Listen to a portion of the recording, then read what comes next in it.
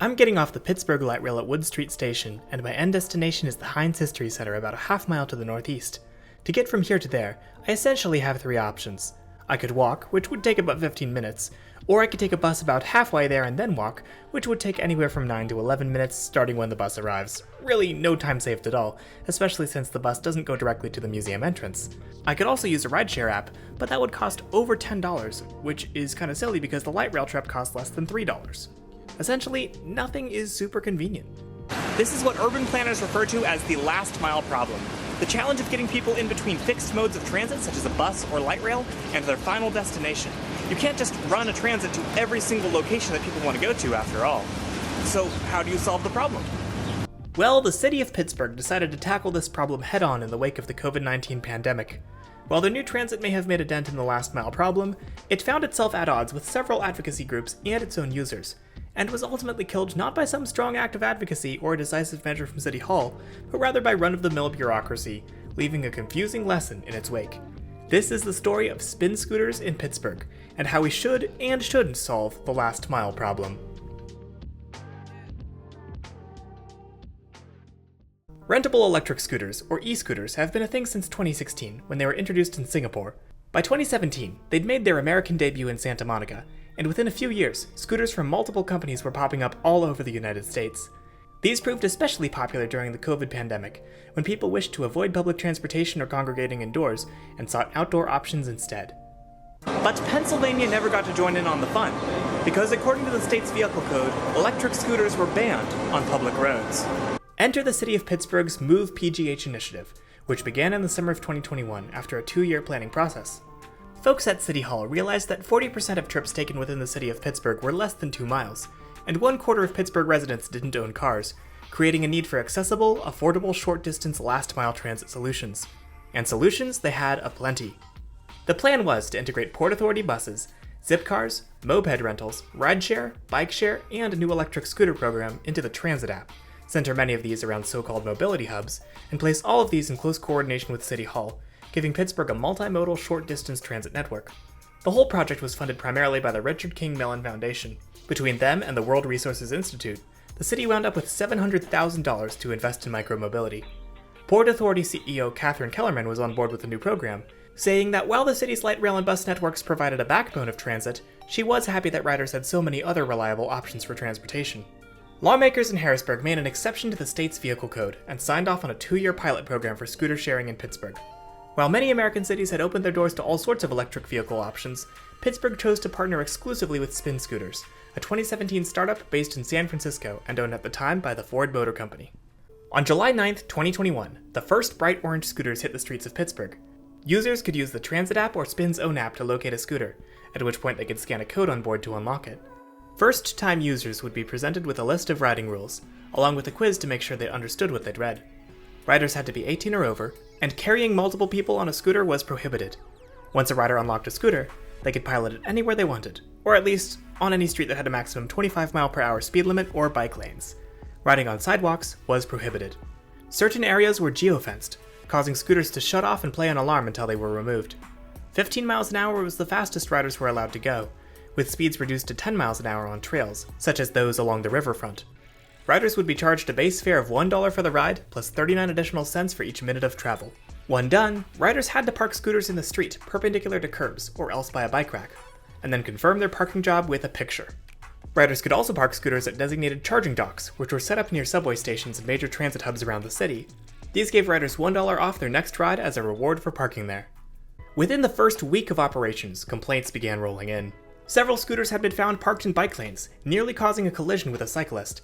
The city responded by emphasizing their new scooter corrals, dedicated asphalt parking areas only for scooters that would become a unique feature of the city's infrastructure.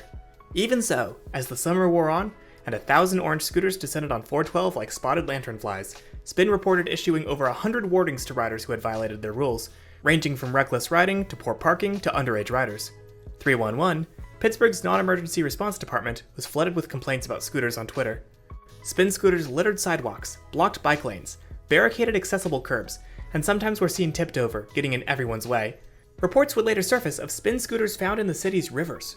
And just when you thought it couldn't get any worse, Fred Underwood was driving through the Liberty Tunnel Sunday when his fiancée snapped these pictures. Yes, that's two different Spin scooters riding through. The Spin app specifically says the tunnels are not allowed.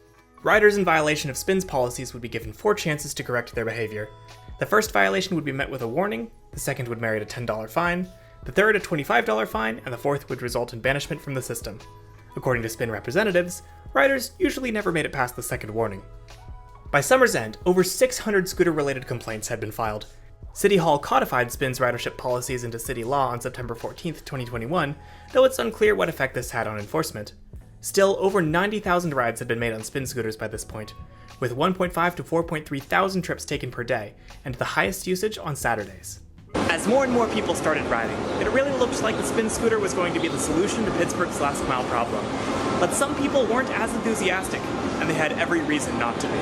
On July 9, 2021, the same day Spin scooters hit the streets of Pittsburgh, the local City-County Task Force on Disabilities issued an open letter to Karina Ricks, the director of the Department of Mobility and Infrastructure, recommending that the city postpone implementation of the scooters. See, Move PGH, the city initiative bent on tackling the last mile problem, was a product of the Pittsburgh Mobility Collective, or PMC, a collaboration between nonprofits, government offices, and for-profit companies like Spin.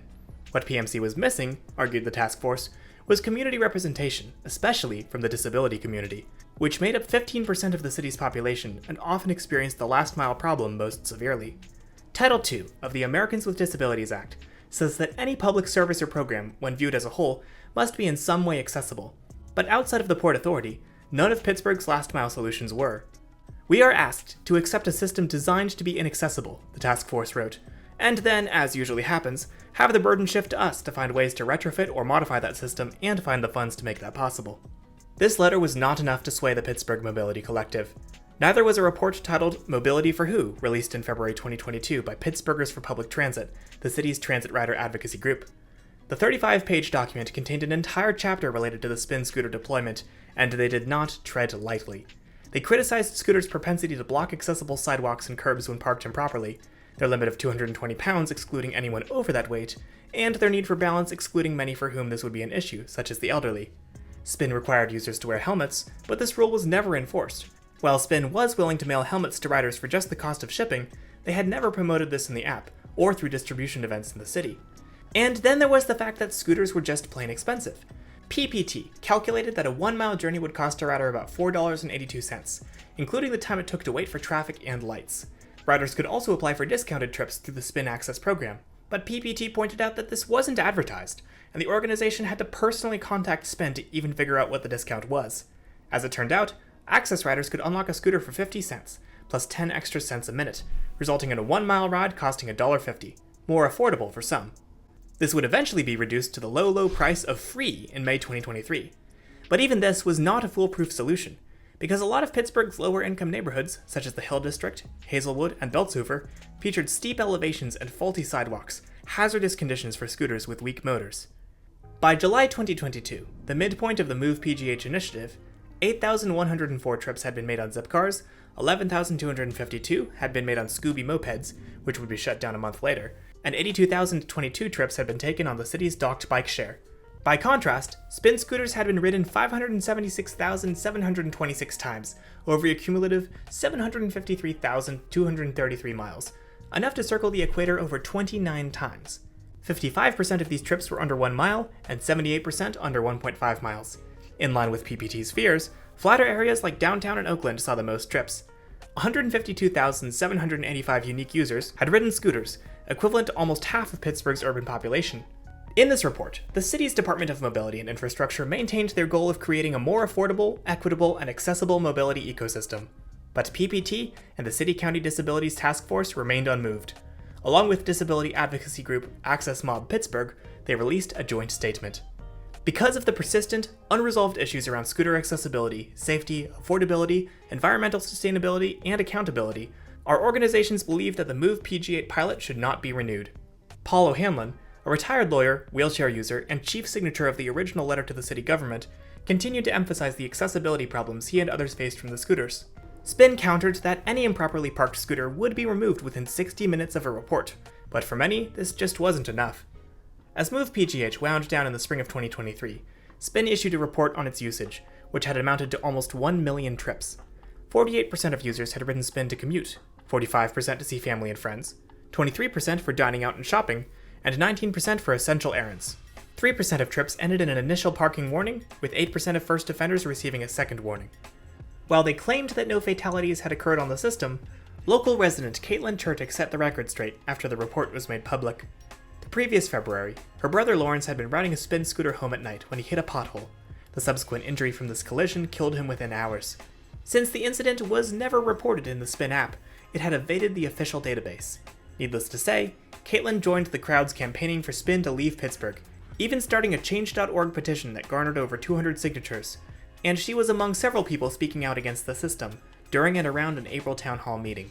Seeing the writing on the wall, Spin offered $100 promo codes to frequent riders who would write to Pittsburgh City Council members in favor of the program's extension, something that Pittsburghers for Public Transit, which was in favor of the program's end, labeled as a bribe. But in the end, it wasn't reckless riders, or accessibility hazards, or even the death of a passenger that led to the end of the Spin scooter program in Pittsburgh. It was simply good old-fashioned bureaucracy. The 2-year pilot program had ended, and scooters were still illegal under the Pennsylvania Vehicle Code. Since last July, there has been talk of legislation either allowing electric scooters in the state or allowing Pittsburgh specifically to revive the program, but as of March 2024, the scooters are still gone, and they might well be gone for good. The last mile problem is as difficult as it is unavoidable, and as any urban planner will tell you, it takes a multi-pronged strategy to solve. So Pittsburgh was on the right track, involving several different solutions. Rental scooters and docked bike share do help people enjoy cities' outdoor spaces, and certainly have their places in tackling the last mile, at least when operated responsibly. It's clear that plenty of people who could use bikes and scooters as a solution did, regardless of how responsible they were. There's also the case to be made for keeping everything in docks, because this way it's a lot easier to keep things from moving about and getting in everyone's way, and they still provide people with easy access to micromobility. But less glamorous things belong as last mile solutions too. Things like good sidewalks, mixed-use zoning, protected bike lanes, thoughtfully designed transit, and flexible paratransit solutions for those who need them. And Move PGH didn't highlight these nearly as much. In urban planning, you may well hear the phrase universal design thrown around a lot. That essentially means designing a public good usable by as many people as possible. And if these public goods are meant for the people, they should be made by the people, and with their input. Populations impacted directly by the last mile problem include the disability community, those with lower incomes, those living on streets with poor roads and sidewalks or steep hills, those living farther from transit stops, unhoused populations, and countless others.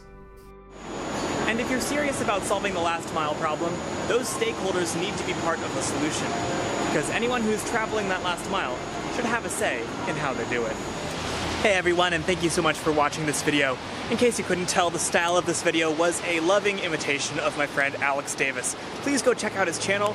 Him, myself, Miles from Miles in Transit, and Stormy Carr are all parodying each other's styles today for April Fools. But transit accessibility is no joke. And if you want to get involved in advocating for an equitable and safe last mile for everyone, get involved with your local public transit advocacy group. Pittsburghers for Public Transit is the one for here in Pittsburgh. Link to them down below. Also link to all of my sources down below. Thank you and take care.